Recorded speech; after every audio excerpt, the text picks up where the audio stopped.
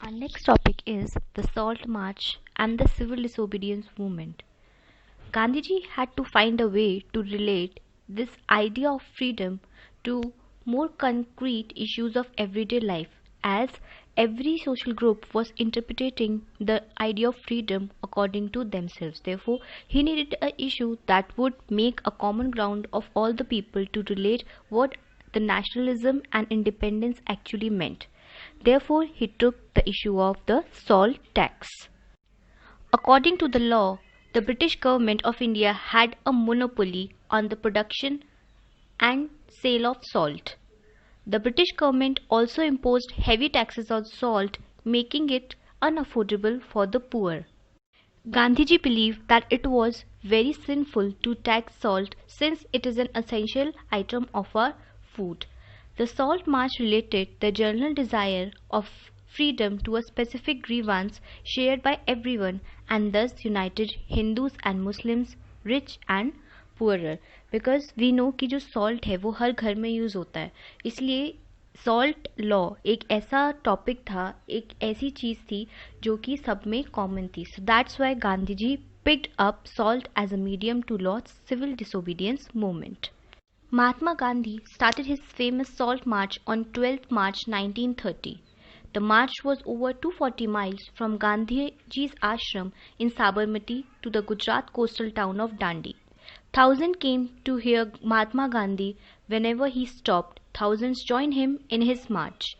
On 6 April, he reached Dandi and ceremonially violated the law manufacturing salt by boiling seawater. This marked the beginning of the civil disobedience movement. Thousands in the different parts of the country broke the salt law, manufactured salt, and demonstrated in front of government salt factories. As the movement spread, foreign cloth was boycotted and liquor shops were picketed. Peasants refused to pay revenue and chowkidari taxes. Village officials resigned, and in many places, forest people violated forest laws, as going into reserve forest to collect wood and graze cattle, which was actually restricted for them. But the civil disobedience movement was called off because, worried by the developments, the colonial government began arresting the Congress leaders one by one. This led to violent clashes in many places. Like when Mahatma Gandhi was arrested, industrial workers in Sholapur attacked police posts, municipal buildings, law courts, and railway stations. Peaceful satyagrahis were attacked, women and children were beaten, and about 1 lakh people were arrested. In this situation, Mahatma Gandhi once again decided to call off the movement and entered into a pact with Irvin on 5th March 1931. In Gandhi-Irvin Pact, Gandhiji agreed to discontinue the civil disobedience movement by the Indian National Congress.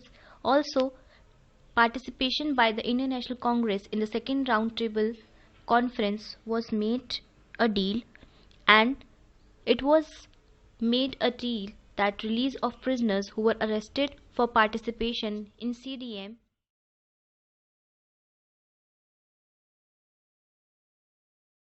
Now let us look at the different social groups that participated in the civil disobedience movement. Many rich peasants participated in the civil disobedience movement in 1930 as they were hard hit by the trade depression and the falling prices of their commodities. They found it impossible to pay the government revenue demands.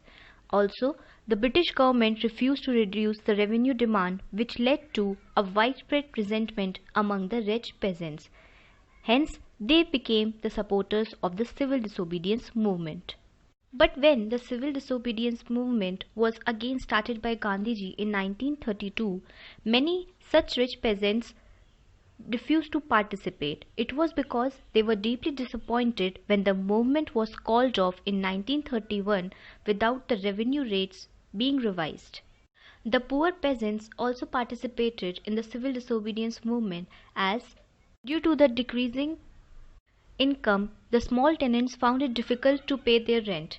They wanted the unpaid rent to the landlord be remitted, मतलब उनका जो जितना भी rent है वो माफ़ कर दिया जाए. But all that this demand was not fulfilled by the landlords.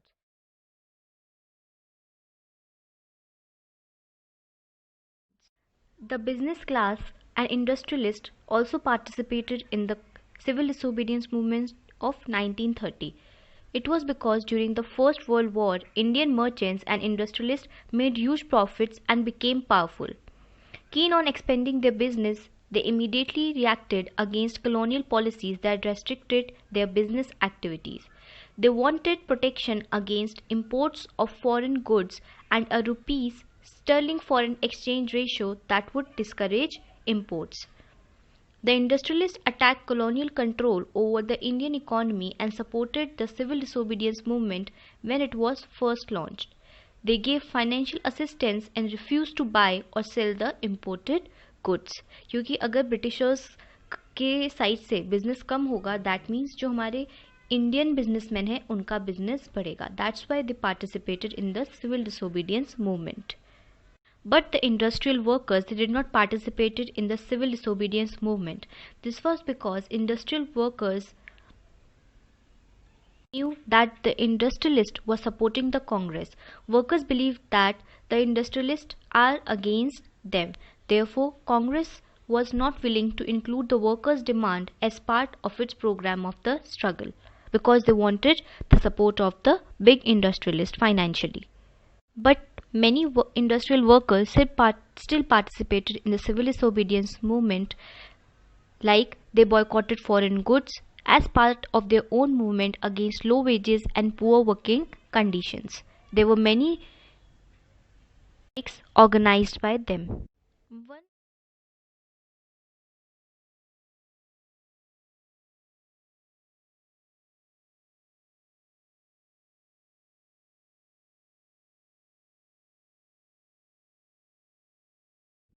One of the most important aspects of the civil disobedience movement was the participation of the women in the nationalist movement.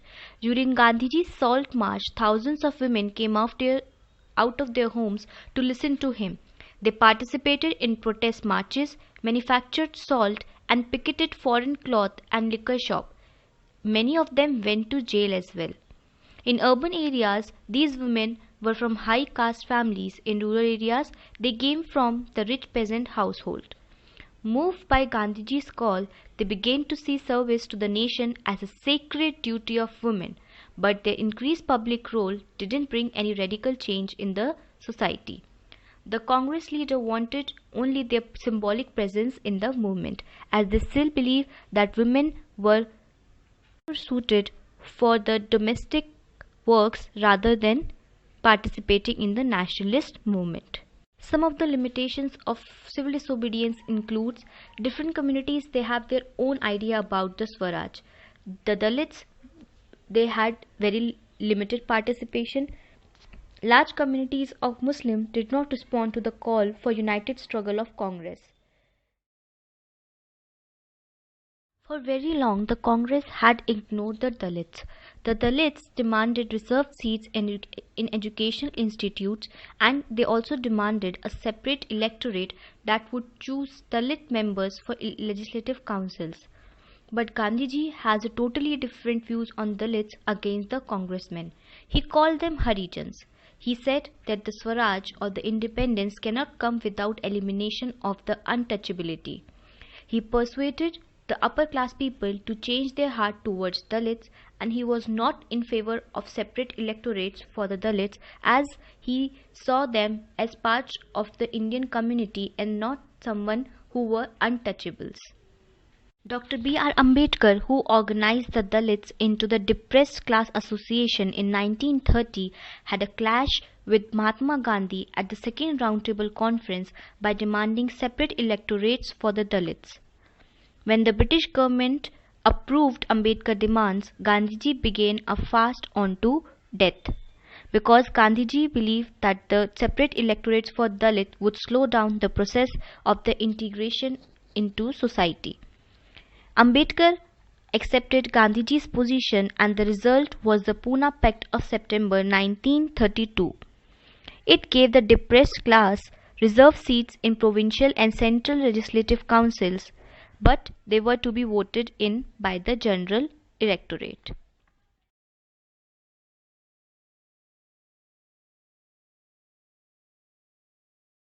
The Muslims also not participated in the civil disobedience movement, as there was an atmosphere of distrust amongst Hindu and Muslims. After the decline of non-cooperation Khilafat movement, a large section of Muslims felt alienated from the Congress. They felt that they were not part of the Congress. From the mid-1920s, Congress came to be more visibly associated with openly Hindu religious nationalist groups like the Hindu Mahasabha, which led to the Hindu-Muslim communal clashes and riots starting spreading in various cities. Hence, the Muslim League, under the leadership of Muhammad Ali Jinnah, promoted that the Congress was a party of Hindus and hence Muslims should not join the civil disobedience movement.